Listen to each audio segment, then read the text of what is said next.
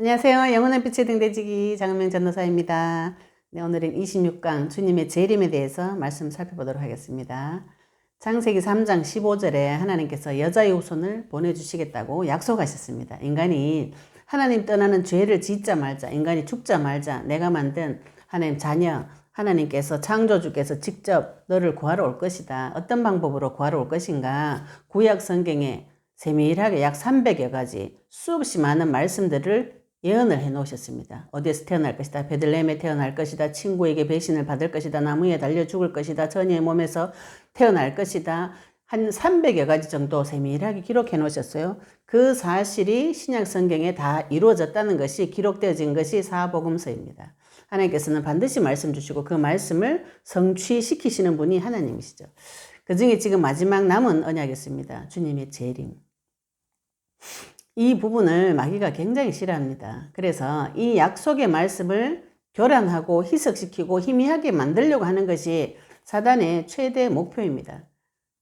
예수님께서 탄생하시고 고난과 죽음을 당하시고 부활하셔서 성령으로 임재하시고 재림하신다는 이 약속이 성경의 모든 성경 기록의 뼈대 목적입니다. 우리가 그 성경을 볼 때 예수님께서 그리스도로 오셔서 우리 인생의 모든 문제 해결하셨다는 것, 그분이 다시 오겠다는 것이 약속의 한마디로 말하면 그 약속이거든요. 보내주겠다고 하신 분과 오신 그분과 오시겠다고 하는 그분이 같은 분이 한 말을 하신 것이에요. 우리가 보내준 분 다르고 만난 분 다르고 또 다시 온다는 분 다르다 이렇게 생각하시기 쉽습니다. 그러나 그분은 같은 분이 한 말씀하신 것이죠. 하나님께서 내가 너를 구하러 갈게. 그래서 직접 오셨고 오셔서 우리를 구해주시고 올라가시면서 내가 다시 올게. 이게 약속입니다. 애기들은 뭐 하면 되나요? 애기들은 엄마 약속을 믿고 기다리면 되는 것이죠. 그죠? 우리가 하나님의 자녀가 되었습니다. 하나님의 약속의 말씀을 붙잡고 이 땅에서 기다리는 자가 되었습니다. 네, 오늘 주님의 재림에 대해서 말씀으로 알아볼 텐데 이 재림이 사실은 굉장히 많이 희석이 되어져 있죠. 이 세상에 온갖 이단들이 이상한 그 이단들이 또 세기 말에 예수님이 그때 오실 것이다 이렇게 믿고 이 나라가 시끄러울 정도로 막 그런 이상한 일들이 있었습니다. 그런데 그 사실을 볼 때 많은 사람들이 이 재림에 대한 약속이 희미해지고 그런 말을 하면 오히려 이상한 사람 취급을 하고 이런 사회적인 분위기가 좀 있었습니다. 옛날에는. 저희 이모도 지금 연세가 좀 70대인데 우리 외할아버지가 맨날 논에서 일하다가 일하실 때도 하늘을 보고 구름 보면서 예수님이 저 구름 타고 오신다고 했다고 그렇게 기다렸다고 그러시더라고요. 돌아가신 외할아버지께서. 예, 그게 굉장히 좋은 신앙인 것이죠. 하나님의 약속을 붙잡고 기다리는 신앙. 그것이 지금 우리에게 마지막 남아있는 재림의 약속입니다. 이 약속의 말씀을 붙잡고 그 약속의 말씀을 믿고 기도하는 것이 성도의 기도의 내용이면 참 좋겠습니다. 그 말씀대로 나에게 와서 성취가 되어집니다. 그것이 예언인 것이죠. 그래서 우리가 성경을 통해서 주님의 재림에 대해서 기록되어져 있는 부분을 살펴보겠습니다. 요한복음 14장 1절 3절에 보시면 예수님께서 뭐라고 말씀하셨냐면은 너희는 마음에 근심하지 말라. 하나님을 믿으니 또 나를 믿으라. 또 내 아버지 집에 거할 곳이 많도다. 그렇지 않으면 너희에게 일렀으리라. 내가 너희를 위하여 거처를 예비하러 가노니. 누가요? 예수님께서 우리를 위하여 우리가 있을 거처를 예비하러 먼저 가신다고 하신 것이죠. 가서 너희를 위하여 거처를 예비하면 내가 다시 와서 너희를 내게로 영접하여 나 있는 곳에 너희도 있게 하리라. 예수님께서 직접 말씀하신 내용입니다. 우리의 살 거처를 예비하러 가셨고 그 거처가 예비되면 내가 와서 너희들을 데리고 가겠다. 히브리서 9장 28절에도 이와 같이 그리스도께서 많은 사람의 죄를 담당하시려고 단번에 들이신 바 되셨고 구원에 이르게 하기 위하여 죄와 상관없이 자기를 바라는 자들에게 두 번째 나타나시리라. 예수님께서 첫 번째 나타나셨습니다. 초림. 성부 하나님께서 당신의 아들 독생자를 보내주셨어요. 성부 하나님은 죄 있는 인간은 만날 수 없습니다. 만나면 죽거든요. 그래서 하나님께서 만나도 죽지 않는 하나님, 인간의 몸으로 오신 예수님을 우리에게 보내주셨어요. 그런데 오늘 말씀 보시면 죄와 상관없이 자기를 바라는 자들에게 두 번째 나타나시리라 했어요. 그때가 재림하는 때입니다. 누구에게 나타나시는가요? 자기를 바라는 자. 그 분을 기다리는 자에게 두 번째 나타나십니다. 신약 성경 전체에서 제 이름에 관한 언급이 약 300여 개 이상입니다. 이는 신약 성경 전체 구절 중에서 약 25분의 1에 해당하는데 굉장히 중요한 내용이죠. 앞으로 장차 되어질 예언의 말씀입니다. 우리 앞날이 내 인생이 뭐 어떻게 될 것이다. 그건 예언이 아닙니다. 예언은 무엇인가요? 하나님 말씀이 예언입니다. 이 땅과 하늘은 다 불타서 없어지고 불에 타서 없어진다고 성경에 나와 있고 그때 하나님께서 이 땅에 예수님께서 다시 오신다고 약속하신 것이 예언의 말씀입니다. 성경에 기록되어 있죠. 그럼 우리 주님 재림의 특징에 대해서 좀 살펴본다면 사도행전 1장 12절에 보시면 이르되 갈릴리 사람들 어찌하여 서서 하늘을 쳐다보느냐 너희 가운데서 하늘로 올려지시니 예수는 하늘로 가심을 본 그대로 오시리라. 하늘로 올라가셨는데 그대로 다시 내려올 거라고 전사가 옆에서 예언하는 장면입니다. 그것을 누가복음 21장 27절에 스가랴서 12장 10절에 다 기록되어 있습니다. 인자가 구름 타고 능력과 큰 영광으로 오는 것을 보리라. 믿는 자는 그 사실을 볼 수 있는 것이죠. 마태복음 24장 36절에 그러나 그 날과 그 때는 아무도 모르나니 하늘의 천사들도 아들도 모르고 오직 아버지만 아시느니라. 마태복음 24장 42절에 그러므로 깨어있으라. 어느 날에 너희 주가 임할는지 너희가 알지 못함이니라. 마태복음 24장 44절에 그러므로 너희도 준비하고 있으라. 생각하지 않은 때에 인자가 오리라. 하나님께서 분명히 구름을 타고 올라가신 대로 내려오신다고 약속하셨는데 인자가 구름을 타고 큰 영광과 능력으로 오실 것이라고 예언을 하셨는데 다만 중요한 것은 그 날과 그 때는 아무도 모른다고 그랬어요. 근데 우리가 굉장히 그 날과 그 때를 궁금해하죠. 그래서 1998년 10월 28일 예수님이 올 것이다 이렇게 해서 흰옷 입고 기다리고 있던 분들도 있었습니다. 왜 그런가요? 네, 사단이 이 언약의 말씀을 희석시키기 위해서, 교란시키기 위해서, 변질시키기 위해서 많은 괴계를 쓴 것이죠. 그런데 성경에는 분명히 그 날과 그 때는 알 수 없다 그랬습니다.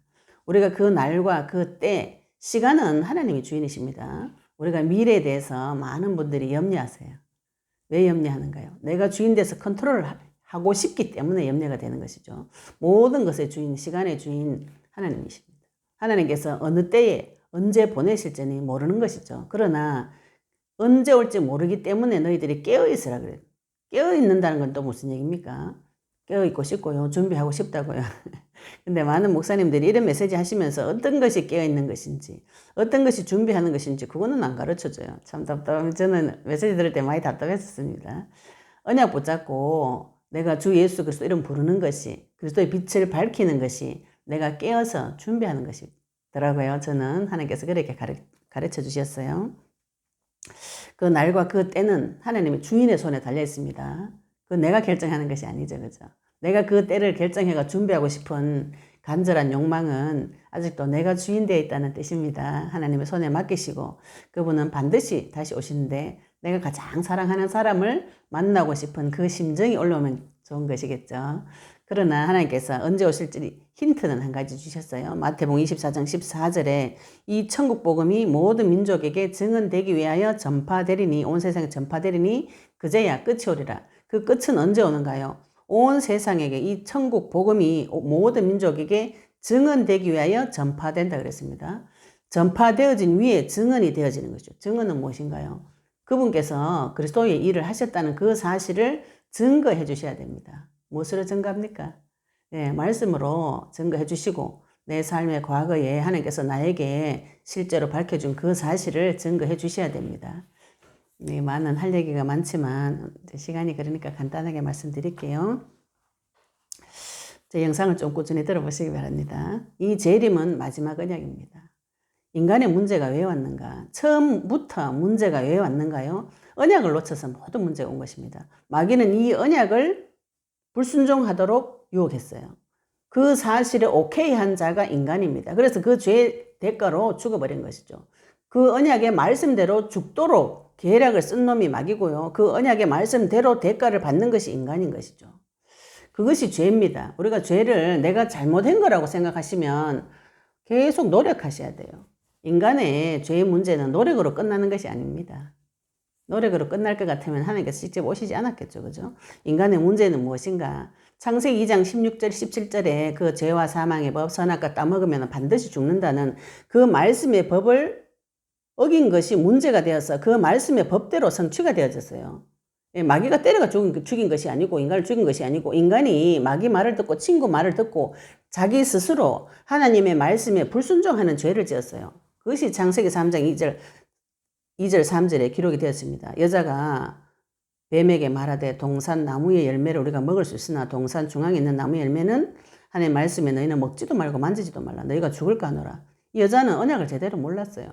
그래서 창세기 3장 6절에 보시면 그 나무를 보니까 먹음직도 하고 보암직도 하고 지혜롭게 할 만큼 탐스럽기도 한 나무인지라. 마귀 말이 맞는 것처럼 보여서 여자가 그 나무 열매를 따먹고 남편에게도 주매 그도 먹은지라. 남편도 그 자리 옆에 있었습니다. 그래서 그 말씀의 법대로 죽어버린 것이죠. 언약에 불순종한 대가로 죽음이라는 것이 인간에게 들어오게 된 것입니다. 그 배경이 마귀가 숨어서 뱀을 사용해서 그 일을 하도록 유혹한 것이죠. 디모데서 1장 13절에 내가 전에는 비방자요 박해자요 폭행자였으나 도리어 긍휼을 입은 것은 내가 믿지 아니할 때에 알지 못하고 행하였습니다. 네, 바울이 예수 믿는 자를 잡아 죽이던 자였습니다. 그때 내가 믿지 아니할 때에. 근데 바울 바리새인이었거든요. 성경 굉장히 잘 아는 사람이었습니다. 자기는 뭐라고 생각했는가요? 나는 잘 믿고 있다 이렇게 생각했죠. 그러나 무엇을 몰랐는가요?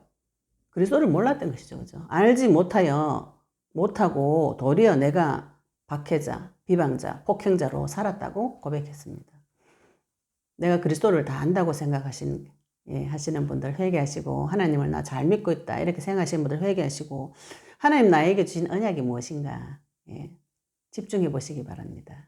지금 그분께서 지금 모든 이 언약의 말씀을 성취시키시고 마지막 남은 이 재림의 언약이 남아 있습니다. 이 재림의 언약이 나에게 소망이 되었는지 확인해 보시는 게 좋겠죠. 그죠? 재림은 마지막 언약입니다. 정확하게 아셔야 되고 진실로 믿어야 되고 그 말씀에 순종하셔야 되는 것이죠. 데살로니가 전서 4장 16절 17절에 보시면 주께서 호령과 천사장의 소리와 하나님의 나팔 소리로 친히 하늘로부터 강림하시리니 그러셨어요. 그때 하나님께서 친히 강림하실 때에 그리스도 안에서입니다. 그리스도 안에서 죽은 자들이 먼저 일어나고 그 후에 우리 살아남은 자들도 그들과 함께 구름 속으로 끌어올려 공중에서 주를 영접하게 하시리니 그리하여 우리가 항상 주와 함께 있으리라. 마지막 때에 이런 일이 벌어집니다. 이 사실을 진실로 믿어야 되는 것이죠. 베드로서 3장 12절에 하나님의 날이 임하기를 바라보고 간절히 사모하라. 그 날에 하늘이 불에 타서 풀어지고 물질이 뜨거운 불에 녹아진다. 앞날이 예언되어져 있습니다. 하늘은 불에 타서 풀어지고 물질이 뜨거운 불에 녹아진다. 그때 누구든지 주 이름 부르는 자. 요엘서 마지막 부분에 예언되어져 있는 걸 베드로가 또 이거 메시지 한 부분이죠. 그죠? 우리가 무엇을 믿어야 됩니까? 이 하늘과 땅은 반드시 불에 타서 없어진다는 거, 마지막이 있다는 거, 종말이 있다는 거 믿으셔야 되죠.